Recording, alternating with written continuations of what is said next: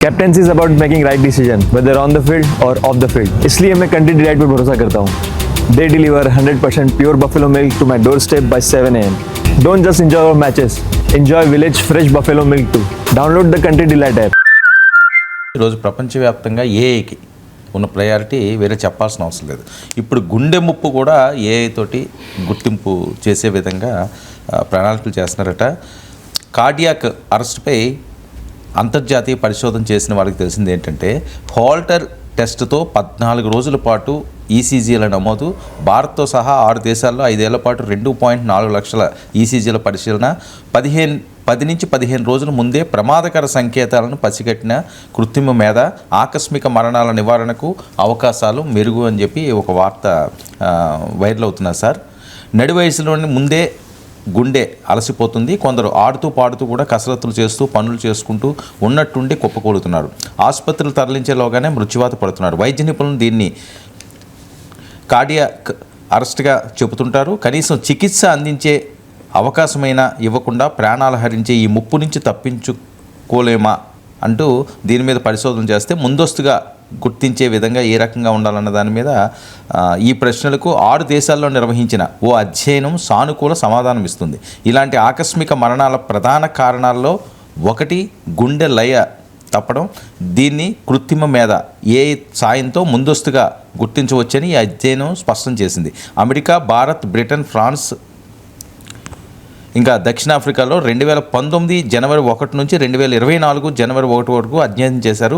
Holder test ద్వారా 18 ఏళ్లు పైబడిన వారికి 14 రోజుల పాటు తీసిన 2,47,254 ఈసీజీలతో ఏఐతో అనుసంధానం చేసి Paris city university, Harvard medical schools, హైదరాబాద్కి చెందిన మెడికల్ హాస్పిటల్స్ ప్రతినిధులు సంయుక్తంగా దీన్ని విశ్లేషించారు. ప్రమాదకర గుండెపోటు సంకేతాలను 10 నుంచి 15 రోజులు ముందుగానే 80% ఖచ్చితత్వంతో ఏఐ పసిగట్టినట్టు వెల్లడించారు. ఎలా చూడాలి సార్ దీన్ని? అంటే ఇప్పుడు ఏఐ అన్ని రంగాల్లోకి ఇంటగ్రేట్ అవుతుంది. ఆర్టిఫిషియల్ ఇంటెలిజెన్స్ వ్యవసాయం నుంచి మొదలుకొని అన్ని రంగాల్లోకి, మిలిటరీలోకి, ఈ మధ్య ఆపరేషన్ సింధూర్లో కూడా మనం చూసాం. ఆర్టిఫిషియల్ ఇంటెలిజెన్స్ పెద్ద పాత్ర పోషించింది. అంటే మన యుద్ధ విమానాలు పాకిస్తాన్ ఎయిర్ డిఫెన్స్ను ఫోటోలు తీస్తే ఆ ఫోటోలను ఏఐ ద్వారా విశ్లేషించి ఆ ఎయిర్ డిఫెన్స్లో ఉన్న వీక్ పాయింట్స్ని పసిగట్టి ఆ పైలట్కు ఇన్స్ట్రక్షన్లు ఇచ్చారు, పలానా సమయంలో పలానా చోట అటాక్ చేయాలి. సో నేను మీకు ఈ ఆపరేషన్ సింధూర్లో ఏఐ వినియోగం పైన వివరంగా నా యూట్యూబ్లో మాట్లాడాను. సో అందువల్ల ఏఐ వార్ఫేర్లో కూడా ఇటీవల యుక్రెయిన్ రష్యాలో ఆ డ్రోన్లను ఏకకాలంలో పేల్చగలిగింది ఆర్టిఫిషియల్ ఇంటెలిజెన్స్ను ఉపయోగించుకొని. సో హెల్త్ కేర్ రంగంలో కూడా ఏఐ డెఫినెట్గా ఒక పెద్ద రెవల్యూషన్ సృష్టించబోతోంది. సో ఎందుకు అంటే నేను అన్నట్టు ఇప్పుడు ఈ గుండెపోటు ఏమవుతుంది ఈ మధ్య బాగా మనం వింటున్నాం. సో యంగర్ ఏజ్లోనే ముందస్తు సిమ్టమ్స్ ఏవీ లేకుండా సడన్ కొలాప్స్ అవుతున్నారు. సో ముందస్తు సిమ్టమ్స్ లేవని అంటున్నారు, ఉండవచ్చు మనకు తెలియదు, కానీ వాటి రికగ్నైజబుల్ సిమ్టమ్స్ అంటారు. ఏం జరుగుతుందంటే మన హ్యూమన్ బాడీ చాలా ఆసక్తికరంగా ఉంటుంది. చాలా వాటికి అది సిమ్టమ్స్ ఇస్తుంది. ఎందుకంటే మన బాడీలో ఉన్న రోగ నిరోధక శక్తి, మన శరీరంలో ఉండే వ్యవస్థలు నిరంతరం మనం కాపాడటానికి ప్రయత్నం చేస్తూనే ఉంటాయి. నిరంతరం మనం ఇప్పుడు ఒక ప్రెషర్ కుక్కర్ ఏం పని చేస్తుంది, కుక్కర్ పేలకుండా ఆపుతుంది. ఇది కూడా అంతే. మీకు ఛాతీలో పెయిన్ రావడమో, లేదంటే ఆయాసం రావడమో మెట్లెక్కినప్పుడు, లేదు ఏదో ఛాతీలో మంట, అది అనేక కారణాల వల్ల ఉండొచ్చు. కండరాల్లో ఉండే పెయిన్ కావచ్చు, గ్యాస్ట్రిక్ ట్రబుల్ కావచ్చు, యాసిడ్ రిఫ్లెక్సెస్ కావచ్చు, it can be heart problem. So సమస్య ఇక్కడ వస్తుందంటే ఈ సిమ్టమ్స్ను మనం గుర్తించలేకపోవచ్చు, గుర్తించినా ఇగ్నోర్ చేయొచ్చు. కొన్ని సందర్భాల్లో ఆ సిమ్టమ్స్ డాక్టర్లకు కూడా పరిశీలనకు అందకపోవచ్చు. సో అందువల్ల ఇప్పుడు డయాగ్నాస్టిక్స్లో ఎంత ముందుగా దాన్ని మనం పసిగట్టగలము అనేది ఒక పెద్ద సైన్స్ అది. సో ఆర్టిఫిషియల్ ఇంటెలిజెన్స్ ద్వారా మెడికల్ రికార్డ్స్ను సూక్ష్మాతి సూక్ష్మంగా విశ్లేషించి మా అంచనా ఇవ్వటానికి వీలవుతుంది. ఇదొకటే కాదు, వాస్తవంగా అనేక రకాలుగా ఉపయోగపడుతుంది. మీకు ఉదాహరణకు ఇప్పుడు మనం ఒక టెస్ట్ చేయించుకుంటాం, ఎంఆర్ఐ స్కాన్ చేయించుకుంటాం. ఈ ఎంఆర్ఐ స్కాన్ను ఒక experienced radiologist, experienced pathologist study చేసి చెప్పడం వేరు, ఒక జూనియర్ రేడియాలజిస్ట్ చెప్పడం వేరు. సో అదే ఎంఆర్ఐ స్కాన్ చూసి ఇందులో రోగాన్ని లక్షణాలు గుర్తించడం అనేది అనుభవం కూడా ఉంటుంది. ఇప్పుడు ఏఐ వల్ల ఉపయోగం ఏంటంటే ఈవెన్ ఒక జూనియర్ రేడియాలజిస్ట్ కూడా కొన్ని లక్షల ఎంఆర్ఐ స్కాన్ల పైన ఏఐని ట్రైన్ చేస్తే, ఏ అంటే ఏంటిది, ఉన్న డేటా పైన ట్రైన్ చేయడం.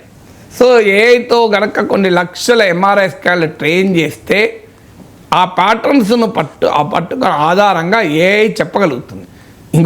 ఇక్కడ ఈ ఎంఆర్ఐ స్కాన్లో ఉన్న దీన్ని బట్టి ఈ రోగము అవకాశం ఉండవచ్చు అని.